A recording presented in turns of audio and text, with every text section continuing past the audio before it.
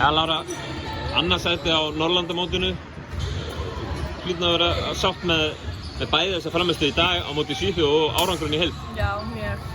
Það var mjög gaman og bara geggjað að vinna þessa leiki. Já. Það var ekki alltaf sem að Ísland nær öðru sætinu og sérstaklega ekki í þessum aldursflokk. Nei, alls ekki. Fannstu fyrir að vera eitthvað svona sérstakt í þessu liði sem að...